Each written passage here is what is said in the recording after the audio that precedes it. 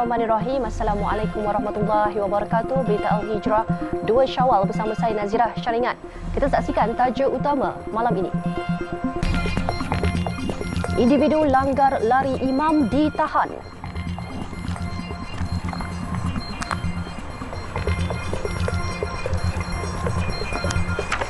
Juga bergaduh gara-gara lemang, polis jalankan siasatan.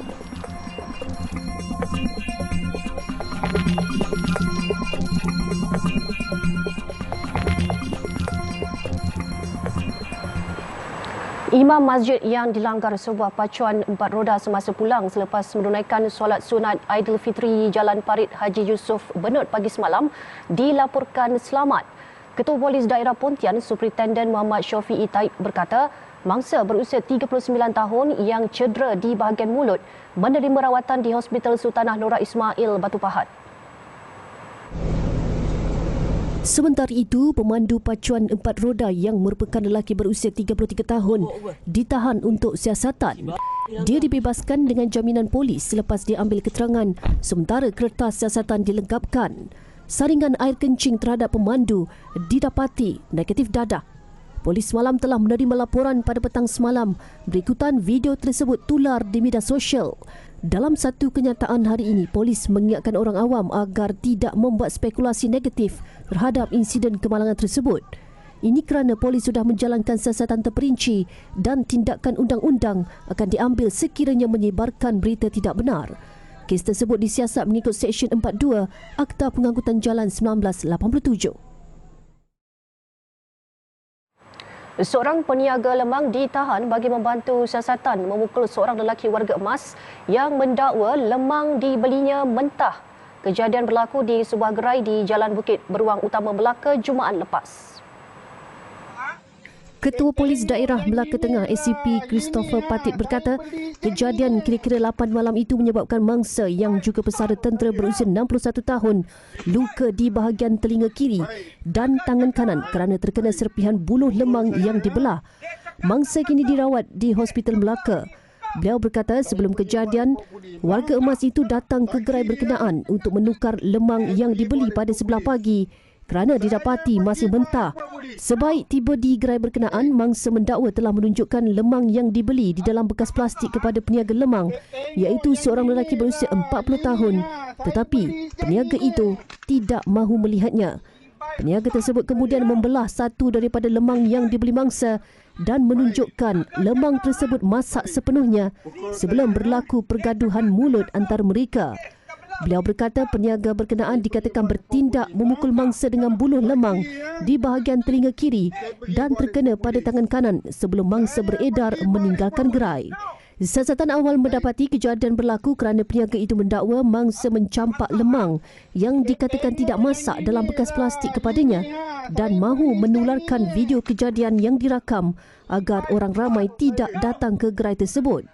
Christopher berkata peniaga berkenaan juga mendakwa mangsa telah membalingnya dengan plastik berisi lemang yang dibeli sehingga menyebabkannya berang. Peniaga itu ditahan kira-kira 12.15 tengah malam pada Sabtu dan kemudian dilepas dengan jaminan polis selepas keterangannya direkodkan. Kes masih disiasat lanjut mengikut Seksyen 324 Kanun Keseksaan kerana dengan sengaja mendatangkan kecederaan menggunakan senjata. Yang inilah, ini saya beli yang ini. 57 mat rempit sanggup menyerah diri kepada polis gara-gara hendak berhari raya selepas 6 jam bersembunyi di dalam sebuah kebun kelapa sawit di kilometer 7 Jalan Kulai Kota Tinggi dekat Kulai semalam. Kesemua penunggang motosikal yang terdiri daripada lelaki tempatan berusia 17 hingga 42 tahun itu bersembunyi di dalam kebun berkenaan sejak 3 pagi Sabtu. Ketua Polis Daerah Kulai Superintenden Tok Beng Yau berkata seramai 2 pegawai dan 13 anggota bahagian siasatan penguatkuasaan trafik yang terlibat dalam operasi itu bertindak mengepung kawasan terbabit. Semasa operasi dijalankan, mat rempit ini bersembunyi di dalam kawasan kebun kelapa sawit dan cuba keluar melalui jalan tikus tetapi dikepung oleh pihak polis.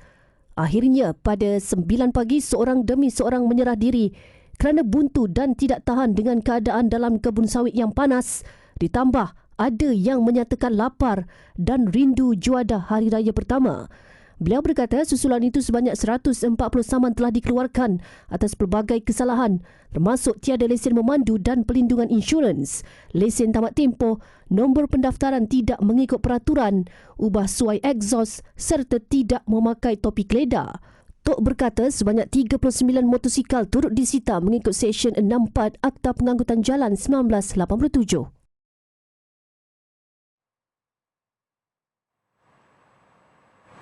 Pemandu bas ekspres yang terlibat dalam kemalangan dengan sebuah kereta pada Jumaat lalu meninggal dunia di Hospital Sultanah Nur Zahirah, Kuala Terengganu pagi tadi. Mangsa Nik Nordin Joseh, 51 tahun, yang berasal dari Pulau Melaka, Kota Baru, Kelantan, dilaporkan meninggal jam 4.02 pagi.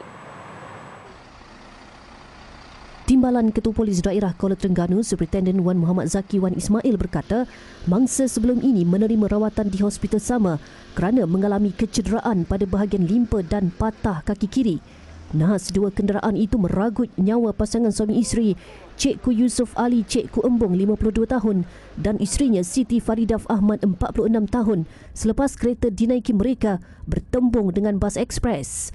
Anak pasangan itu, Cikgu Batrisha, 18 tahun, berada di tempat duduk penumpang hadapan.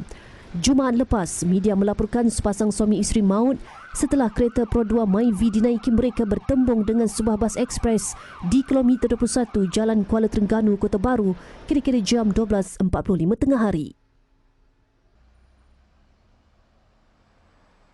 Seorang wanita warga emas ditemukan rentung dalam kebakaran yang memusnahkan 3 rumah di Taman Sri Baling, Jalan Weng Baling, tengah malam semalam.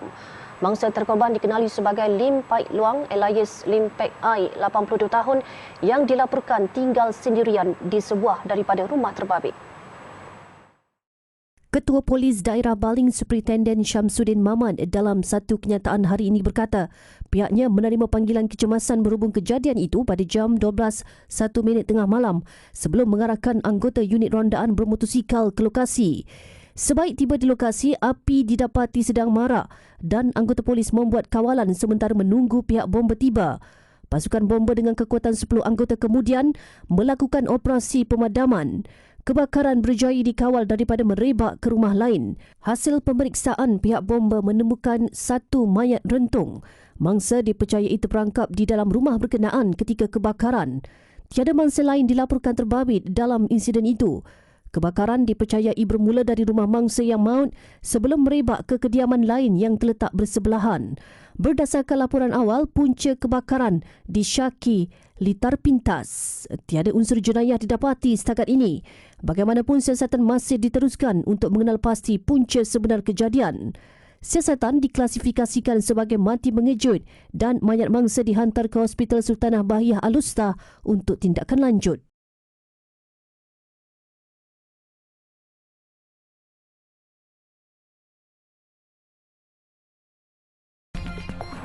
Selepas ini, mualaf teruja sambut Lebaran.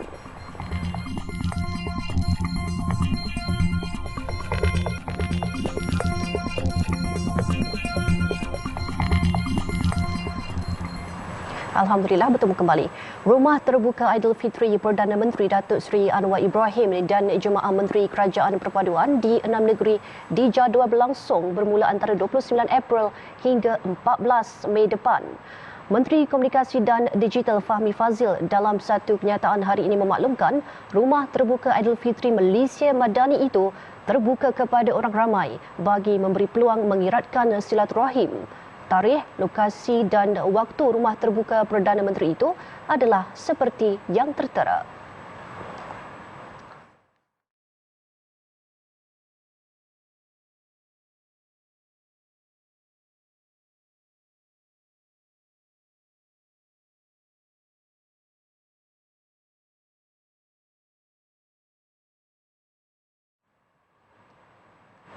Menyambut Aidilfitri sebagai saudara baru atau mualaf sememangnya memberi pengalaman istimewa, apatah lagi kepada yang pertama kali menyambutnya. Walaupun pada mulanya agak kekok, namun rata-rata mualaf yang ditemui nyata teruja menyambut perayaan fitrah itu bersama keluarga. Bagi Koh Kai Chen, 24 tahun, yang baru memula Islam 9 bulan lalu, dia bersemangat untuk pulang ke kampung halaman isterinya Husna Aiman Ibrahim di Pasir Mas, Kelantan. Jelasnya, ia merupakan peluang untuk dia berjumpa dengan ahli keluarganya yang tinggal berjauhan di samping dapat melakukan pelbagai persediaan raya bersama-sama mereka. Kali pertama melalui Hari Raya sebagai mualaf dan saya sambut Hari Raya Aidilfitri dengan isteri saya dan keluarganya sekali. Untuk persediaan Hari Raya adalah saya membawa isteri saya untuk mencari baju raya. Of course, kita nak cari baju raya. And then persiapan dari segi dalam rumah, kita mengemas rumah, kita buat biskut dan membeli makanan, masak leman, rendang dan sebagainya. And then juga ada pasang pelita tau. Sementara itu bagi Muhammad Arif Chow Kar Lok pula, walaupun sudah memeluk Islam sejak tahun 2020, dia tetap akan meluangkan masa bersama keluarga dan rakan-rakannya setiap kali menyambut Syawal, di samping berkumpul untuk merasai juadah tradisi seperti lontong dan kuih muih. Time raya ke celebrate ke pun orang catering, basuh spend time to each other, to make memories and happiness. Manakala Iskandar Chai Yung Sang yang memeluk Islam sejak 2014 pula menyifatkan kelebihan Aidilfitri bukan sekadar makanannya sahaja, malah tradisi bersalaman dan memohon maaf membuatkan ia lebih bermakna. Setiap tahun saya akan menyambut Hari Raya dengan pihak keluarga isteri saya, dan juga saya akan menziarahi keluarga-keluarga belah isteri saya. Okey, ini pandangan saya bagi untuk menyambut Hari Raya ini bukan setakat kita makan atau kita berhibur, tapi yang paling penting adalah paduan antara Islam dan juga maaf-maafan. Sementara itu bagi Siti Aisyah Muhammad Rashid, anak kepada seorang mualaf berbangsa Cina, Aidilfitri adalah peluang terbaik untuk mengenali dan mempelajari budaya dan makanan kaum Melayu seperti rendang dan ketupat. Okey, so kalau sambut raya ni, kita orang akan ziarah adik-beradik, saudara mara, sebelah mak lah. Kita orang tradisi ni memang dari dulu lagi sampai sekarang kita orang amalkan. Benda yang saya rasa sangat bermakna walaupun sebagai seorang mualaf ialah waktu dengan family tu. Sebab jarang-jarang sangat dapat berkumpul ramai macam ni. So bila dapat berkumpul ramai macam ni, kita boleh mengeratkan silaturahim. And lagi satu, saya sebagai bangsa Cina, so boleh tahu lagi budaya bangsa Melayu and cara-cara diorang punya perayaan macam tu. Apa yang pasti, sambutan Hari Raya Aidilfitri memberi peluang kepada rakyat Malaysia berbilang kaum untuk menyemai semangat perpaduan dan saling mengenali.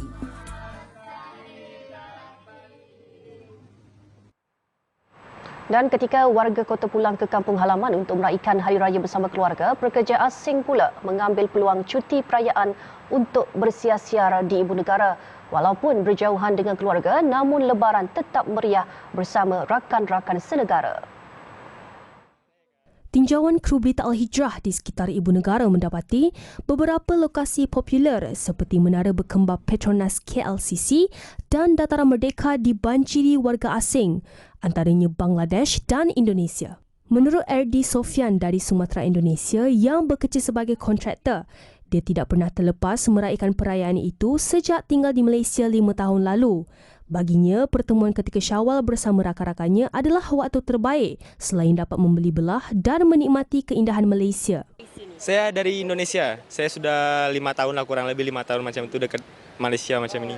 Ya reke, lepas tu sama kawan-kawan pergi mana, jumpa-jumpa saudara-saudara kawan-kawan macam dekat Subang kah, dekat Banting macam itu. Lepas tu jalan pergi KL sini lah jalan-jalan. Ada aircon dia, Twin Tower, Menara Twin Tower. Bagi Asad Mia dan Rana McJowell yang sudah berada di Malaysia 6 tahun, mereka telah diberikan cuti seminggu sempena Hari Raya Aidilfitri dan akan menggunakan peluang itu untuk melawat tempat-tempat popular di negara ini. Itu ada cuti lah, 1 minggu ini macam ada orang jalan-jalan, banyak cantik Malaysia tengok. Begitu Pavilion Market sana Bukit Bintan, itu KLCC, ada Kota Raya itu ada. Kota Raya itu saya jalan-jalan saya punya kawan itu tengok itu KLCC, Pavilion, Merdeka, itu semua cantik kah? Itu bulan-bulan raya, mari KL. Sementara itu, Supriyati yang berasal dari Medan, Sumatera Utara, Indonesia pula berkata dia lebih semangat untuk beraya tahun ini bersama suaminya kerana selama ini dia hanya menghabiskan masa untuk bersiar bersama rakannya sebelum berkahwin. Saya kalau raya, kalau masa saya belum punya husband ya saya dengan kawan-kawan saya, tapi saya sudah punya husband, jadi saya pergi dengan husband saya nih. Oh, saya kalau raya, saya senang kat KL pasal dia punya bangunan kan, cantik-cantik. Saya tiap tahun pergi sini. Kat Masjid Jami, kat Kuala Lumpur, kat KLCC, kat mana-mana lah, kat Pavilion. Dia punya bangunan banyak cantik. Menginap di hotel atau inap desa sewaktu pulang ke kampung halaman menyambut Hari Raya Aidilfitri dilihat semakin popular pada masa kini. Amalan itu menjadi perdebatan khususnya di media sosial yang mempersoalkan sama ada wajar atau tidak beraya di kampung dan menginap di hotel menjadi kebiasaan. Menurut pendakwah Nur Akidah Mawardi, perkara ini menjadi satu pertikaian antara adat dan syariat. Beliau berpendapat lebih baik memilih untuk menetap di homestay atau hotel untuk menjaga aurat dan mengelakkan fitnah. Ini kerana ketika tinggal di dalam satu rumah semestinya akan terdedah dengan ipar dua yang juga bukan mahram. Kerana satu ketika Nabi SAW ya, dalam hadis Nabi, berhati-hatilah kamu ketika masuk menemui wanita. Lalu seorang lelaki Ansar berkata, wahai Rasulullah, bagaimana pendapatmu berkenaan dengan ipar duai? Maka Rasulullah menjawab, alhammul maut. Maksudnya apa? Ipar itu adalah maut. Sahih Bukhari dan Muslim. Dekat sini kita lihat bahawasanya Nabi SAW sangat menjaga. Menjaga apa? Menjaga maruah wanita, menjaga maruah anak-anak perempuan supaya auratnya tidak terdedah. Kalau kita lihat adat dan budaya, ramainya bergelimpangan, tidur dulu-dulu kan, tidur bergelimpangan. Di sinilah yang dikhawatirkan oleh Nabi SAW. Kerana apa? Kerana auratnya terdedah. Tambahnya adalah sukar untuk menjaga aurat antara bukan mahram, terutama ketika membuat persiapan diri di pagi Syawal. Kalau kita nak pergi ke homestay ataupun hotel, ia lebih baik kerana melindungi aurat ataupun fitnah-fitnah yang bakal berlaku. Kerana di situ alhamul maut itu menunjukkan apa? Maut itu adalah fitnah, iaitu dikhuati terjadinya fitnah-fitnah yang besar dan tersingkap aurat seorang wanita tersebut. Justru umat Islam disarankan untuk memegang syariat agar kemuliaan Syawal terpelihara. Pengikut ajaran sesat sanggup berlapar hingga maut.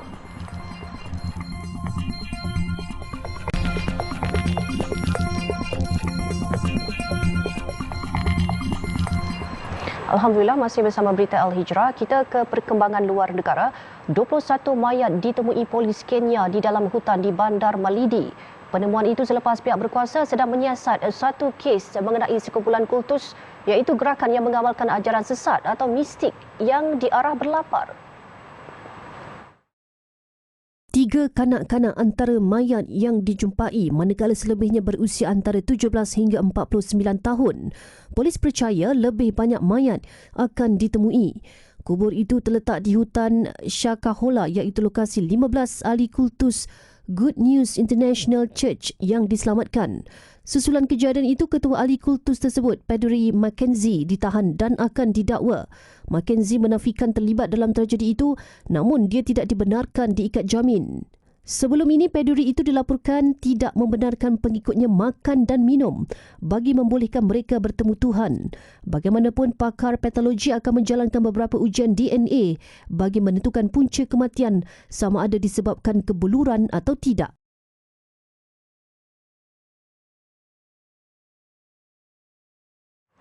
Serangan bom di Bandar Sevari Tengah Mali semalam meragut 10 nyawa orang awam dan 3 tentera. Tragedi berdarah itu berlaku hanya sehari selepas penduduk di bandar berkenaan meraikan Syawal pertama. Jurucakap Gabunor wilayah itu berkata 3 serangan bom turut menyebabkan lebih 60 cedera termasuk orang awam. Serangan berterusan selama hampir 3 jam bermula dari pukul 5.30 pagi waktu tempatan sebelum tentera Mali berjaya menguasai semula kawasan.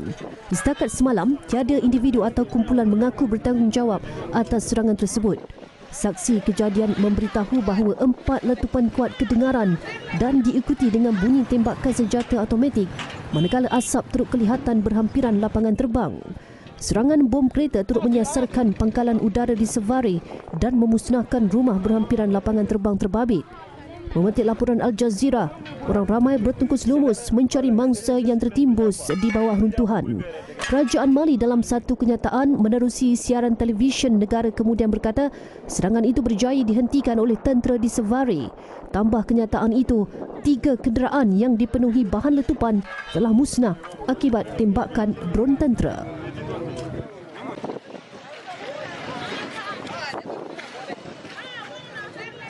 Sementara itu, gencatan senjata 72 jam di Sudan gagal apabila pertempuran kembali tercetus antara dua pihak bertelagah. Konflik dilaporkan merebak ke Bahri dan Omdurman iaitu bandar bersebelahan Khartoum. Peperangan kini masuk hari ke-9. Pertempuran antara tentera kerajaan dan separa tentera RSF semakin sengit. Selain Khartoum yang menyaksikan lebih 400 nyawa melayang, konflik kini merebak ke bandar jiran. Bahri dan Omdurman kini menjadi sasaran. Konflik semakin sukar mencapai kata sepakat apabila kedua-dua pihak enggan meletakkan senjata. 3 kali cadangan gencatan dan kesemuanya tidak berjaya. Konflik sejak 15 April lalu berlaku selepas RSF yang dituduh sebagai pemberontak telah menyerang pangkalan tentera Sudan. Manakala lebih 150 rakyat pelbagai negara termasuk diplomat asing dibawa ke Jeddah, Arab Saudi selepas tentera laut melancarkan operasi menyelamat semalam. Mereka dibawa keluar dari pelabuhan Sudan dan ia pemindahan pertama orang awam keluar negara dilakukan. Dan kesemua mereka dilaporkan sudah sampai ke Jeddah. Manakala negara asing lain bersiap sedia untuk memindahkan ribuan lagi rakyat mereka, antaranya Korea Selatan, Jepun, Turki dan Kuwait. Kesatuan Eropah juga dijangka mengambil langkah sama.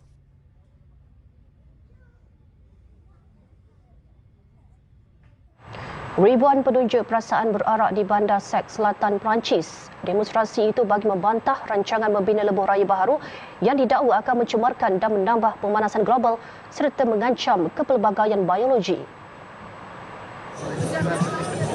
Penunjuk perasaan itu berkumpul bagi membantah cadangan pembinaan lebuh raya A69. Mereka berarak dalam hujan renyai di sepanjang laluan lebuh raya yang dicadangkan yang akan menghubungkan bandar-bandar selatan Toulouse dan Kars dengan membawa sepanduk bertulis kurangkan tenaga, kurangkan kereta dan kurangkan pembinaan lebuh raya serta mesej hijau lain. Menurut mereka, lebuh raya yang dirancang itu amat memusnahkan dan ada yang berpendapat lebuh raya sepanjang 53 km itu akan menyebabkan kehilangan tanah ladang dan membahayakan biodiversiti.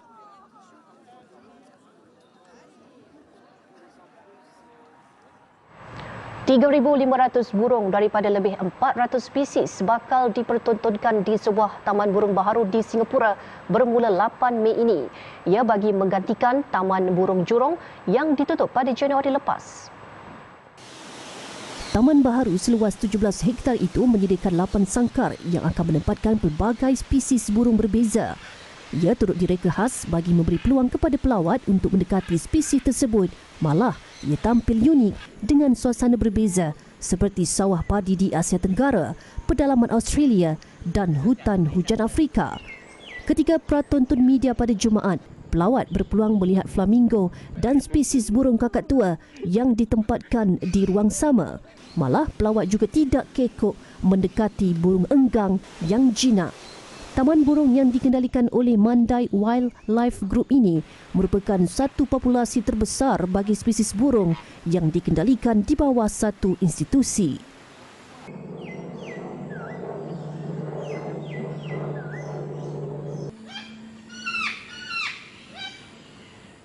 Baik, sekian untuk malam ini. Ikuti banyak lagi kandungan menarik berita Al-Hijrah menerusi platform media sosial seperti Facebook, Twitter, YouTube, Instagram dan TikTok.